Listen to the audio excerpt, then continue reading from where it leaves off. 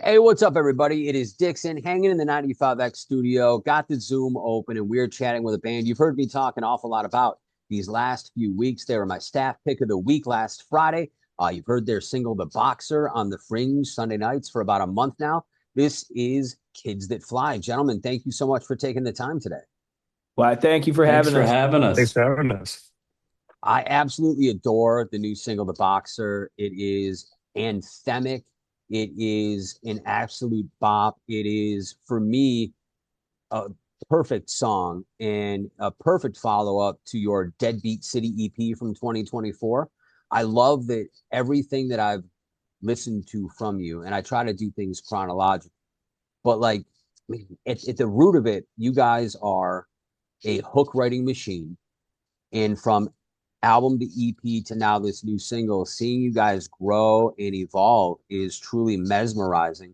And the fact that you've existed for 8 years and I've only known about you for about a month, also a tad embarrassing for me. But here we are. I'm glad we found each other, and I'm stoked to see what comes next for Kids That Fly.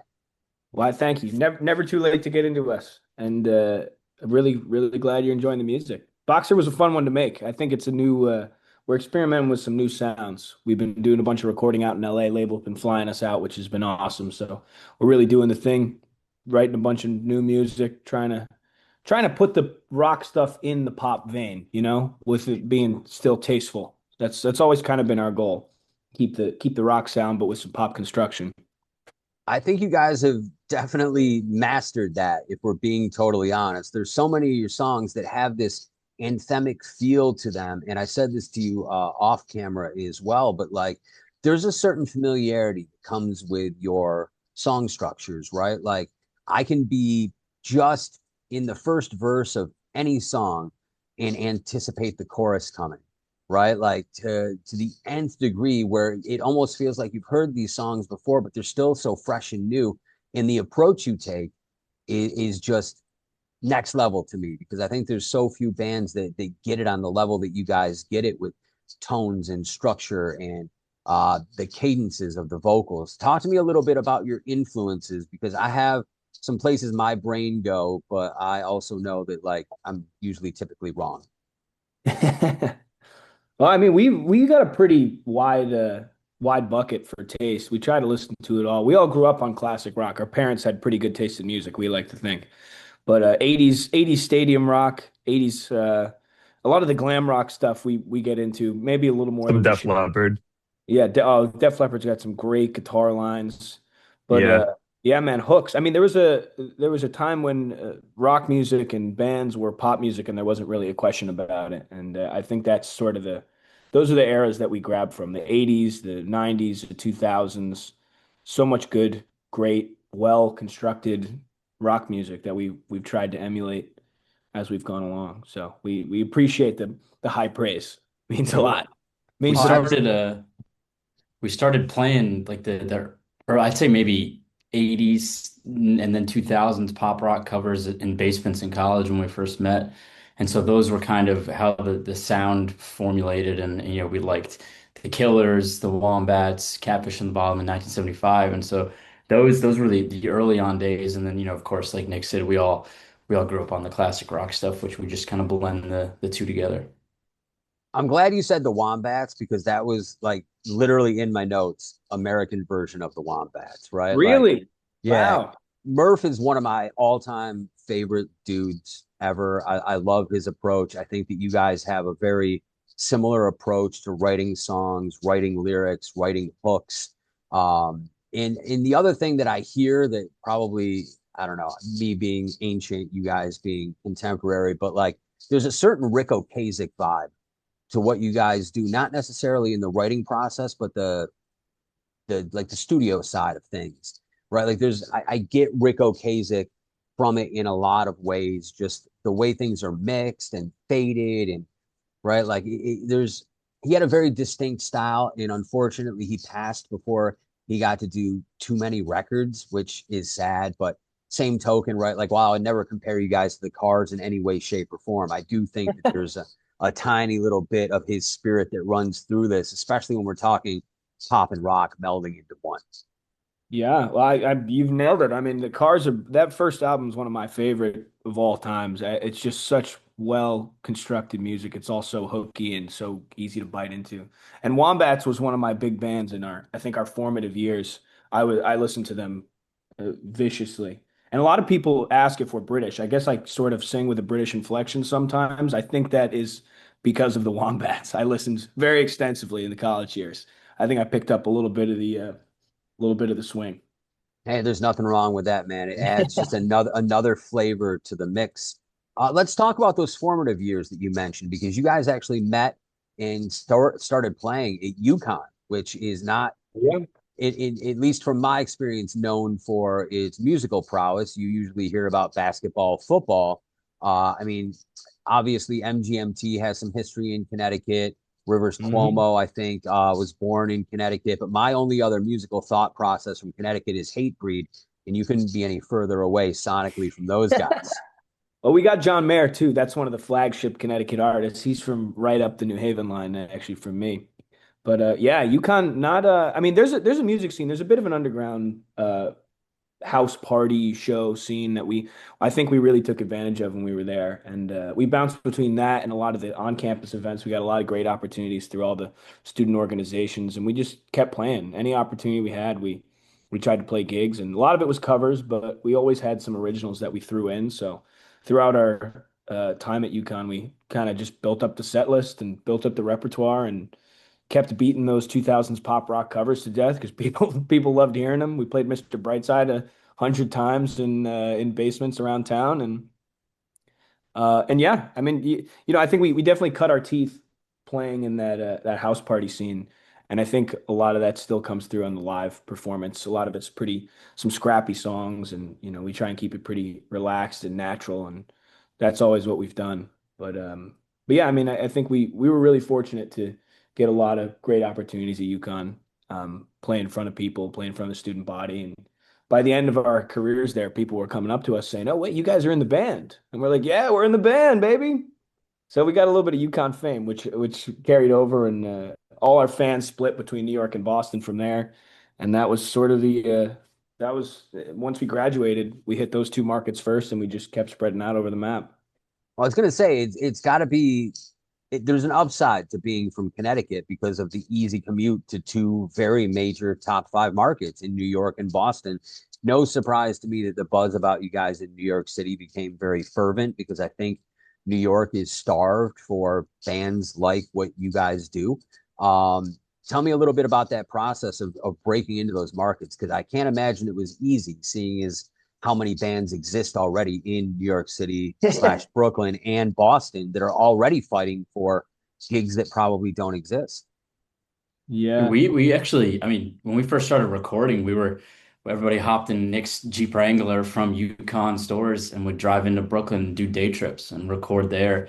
So that's kind of where our New York roots started. And then our first ever manager was a buddy at Yukon who was getting into the entertainment field and he knew people in Brooklyn and he eventually moved there. And so he helped us get, I think our first ever show in New York, was it Brooklyn or was it Rockwood? No, actually, that's a good question. I think it was the Brooklyn rooftop. We Yeah, played a it was the Brooklyn rooftop, I rooftop. think. That was after, yeah. And then, yeah, our first ever, I guess, Manhattan gig was at Rockwood, and it was a 1 a.m. slot, and it Yeah. was our parents were there, and We it fought our just, way. We played our share of tiny little rooms in New York. There's a lot of great ones. yeah, yeah, and that's kind of how it started. And I've got family from New York, and obviously next close to New York and Connecticut. And so it'd start with the family coming out to shows, and then the friends from UConn would come and make the trip down, and then eventually during once COVID finished and people were going back to shows, we started playing, Mercury Lounge and the Bowery Electric and all those gigs, and people were just itching to see shows, and we'd start filling the rooms in that way. And at the same time, our single "Kiss You Fool" kind of took off because just people were inside during COVID, and they discovered it, and it organically just started to blow up. That was before TikTok, before all that, and I think that's what kind of helped put us on the map as well. Yeah, that Spotify algorithm's killer, man. But yeah, those early New York shows were all. I come from a commuter town in Connecticut, and a lot of the we played the early show at Mercury Lounge a couple times with a lot of people getting on the train and then getting back on the train to go back home afterwards. So Connecticut roots, we've accepted them now for sure, and it's a good place to be. Absolutely. How daunting was the pandemic for you guys, seeing as how you formed in 2018 and then less than 2 years later, we were all locked away for a little over a year? Yeah, well, I mean, I've always said it. I mean, it's you can have a band rehearsal over Zoom, but it's nowhere not going to be near as good as it would be in the room. But yeah, I mean, we our first EP, or actually, it was our second EP at the time, the one with Kiss You Fool on it, was dropping right as everything was shutting down. So we all went home from school. That was right at the end of our college career. So we went home, locked in, posted a bunch of cheesy videos on Instagram to promote it because we do what we could from home and we did a lot of sitting around, I mean, I think it was tough. We couldn't really meet up. Once everything started loosening up, we kind of formed our bubbles and did more rehearsals and got shows again. But a lot of sitting around, a lot of time for reflection. But we wrote some material, did what pretty much everybody else did, sit around and go nuts at home. To send tracks back and forth until they're polished enough to go, right? Yeah, yeah, I mean, we tried to do what we could, but it was a lot of just hiatus time, I think, and we finished up school and kind of were pushing to the job market a little bit too. So we up until about a year ago, we were balancing between work and music. So now we're really doing it. We've been very fortunate. We've got a record deal now, signed with an agency, and we all get to do it full time. We just hopped off our first major tour. So all those formative years took a while, but I think it was all really worth it in the end. Speaking of that tour that just wrapped, I believe you said you got home yesterday. Oh I yeah. did notice that you guys had a sellout in Des Moines, Iowa. How's that Yeah. feel being from 2,500 miles away? Probably first trip to Des Moines ever to walk Yeah. into a sold out show. That had to feel great, right? The We Midwest was very, very good to us. I've got absolutely no complaints. Springfield was a great show too. we were we were joking about it. We were like, did we ever think we'd ever go to Des Moines, Iowa in our lives and let alone sell out a show there? It was a great crowd and the venue was great. I mean, we pulled up there and where the load-in time was 3 o'clock and nobody was there. And we're like, uh-oh, what's gonna happen? And then it just people were there singing the words and Yeah. it's always a surreal feeling when if we cut out and you could hear people sing in the audience, and like you said, let alone Des Moines, Iowa. So no Yeah, they shade had to Des pretty good Moines, pizza but too. Yeah, yeah, I'm a fan. I'm a huge, huge fan of the Midwest. Every time we go there, we get a lot of love, and people make some crazy, crazy drives to see us. I think there were some people who drove from Alabama to get to the Des Moines show, which was nuts. It's something 4 or 5 hours that day, and I think they were going back that night. But people were really Insane. glad. A lot of people have been waiting for a long time for us to get there, which is really cool. And that Midwest hospitality is second to none. Let me oh tell my you, God, man, yeah. at all smiles and everybody wants to dance. I won't talk down about New York and the East Coast, but everyone's a little stiff here relative to the Midwest. Once you get them moving out there, they start to shake. Absolutely. Now, one thing I do want to bring up about Des Moines was a clip you guys posted to your Reels and TikTok about there being pizza in Oh yeah. Des Moines, right? And I have to ask, being sort of a pizza nerd myself, with you guys being from Connecticut, spending a lot of time in New York, where do Pizza where do you, capital of the world where do you, now.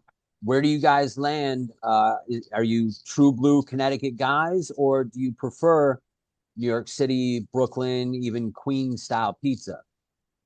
It's a you really can't go wrong. It's a good place to be from. But that New Haven pizza, man, I'll stand by it. A lot of those chains are hitting Stanford now too. But listen, Des Moines, I was surprised. A lot of the Midwest stuff. I mean, there's so many Little Caesars out there. You're like, oh, geez, this can't be pretty.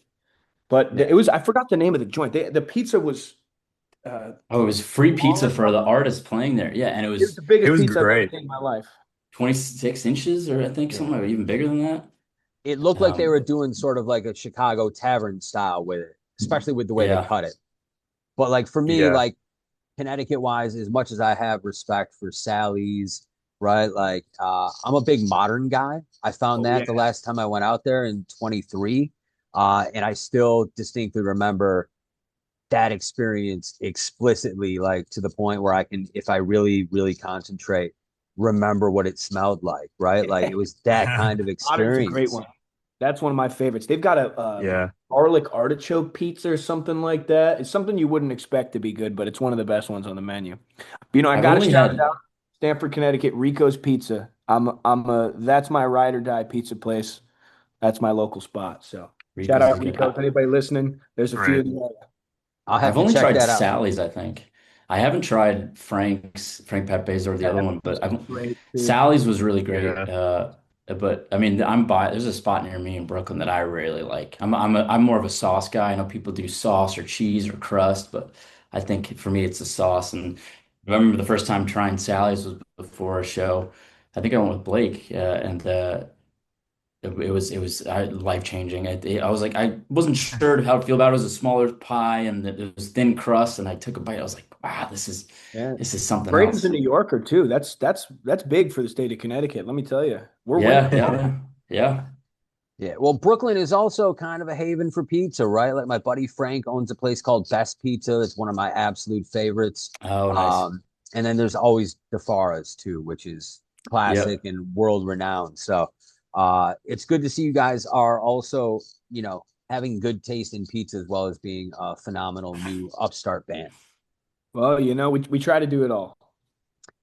So last question before we go. The single The Boxer is out now. It's streaming everywhere. It's obviously right now a standalone single. When can fans of Kids That Fly expect more new music from you guys?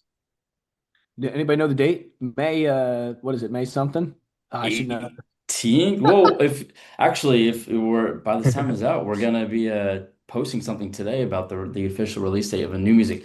Early May is when it's coming, so All right, not too cool. long. Yeah, we'll be firing off a couple singles, and then that's all going to be bucketed into an album in the fall. So we're finally going full length. We finally got the team to support it, and we're very fortunate. We've been working with a lot of really cool producers, both East and West, and we're going for the full length album, as rock bands do. I love that. Well, I appreciate your time today, and thank you for the conversation. Thank you for the insight, and I look forward to the future. You obviously, I'll say it out loud. You've got a home here in Syracuse, whether it's for the singles on the air. You ever get up this way, need a gig, just say the word. 95X will be there to help deliver you guys to the masses. All right, Thank you, Scott. love it. We'll, Thank Appreciate we'll you it. so definitely be much. back. Thank you for having us. It's been an absolute pleasure. This is Kids That Fly. Check them out Sunday night at 9 on 95X. All right. Stop recording.